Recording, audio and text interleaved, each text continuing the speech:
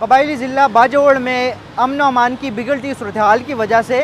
تقریباً 2 ہفتے پہلے وہاں کے ضلعی انتظامیہ نے کرفیو نافذ کر دی تھی۔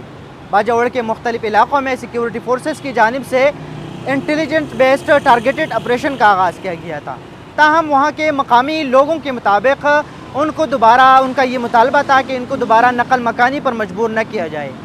اسی سلسلے میں باجوڑ میں امن مارچ کا بھی انعقاد کیا گیا تھا، اور اس کے بعد باجوڑ کے مشران اور وہاں کے جو سیاسی قائدین ہیں ان پہ مشتمل ایک مقامی جرگہ تشکیل دے دیا گیا تھا۔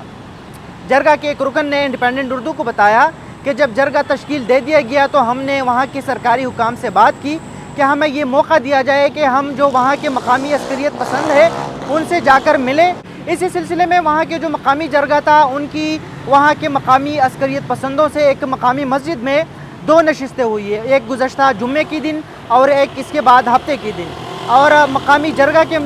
مطابق وہاں ایک رکن کے مطابق ان کے سامنے جو 2 بنیادی مطالبات تھے وہ یہ سامنے رکھے گئے تھے کہ وہ یا تو افغانستان واپس چلے جائے اور یا وہ آبادی والے علاقوں سے پہاڑی علاقوں میں چلے جائے، تاکہ آپریشن کی وجہ سے آبادی والی علاقے جو ہے وہاں پہ لوگ متاثر نہ ہوں۔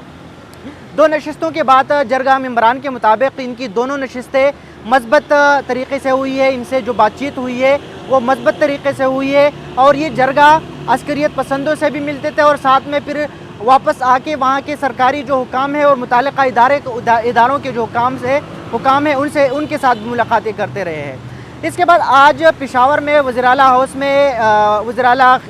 خیبر پختونخوا علی امین گنڈاپور سے بھی اسی باجوڑ کی جرگے کی ملاقات کی گئی ہے، اور ایک جرگہ کے ایک رکن کے مطابق ملاقات ایک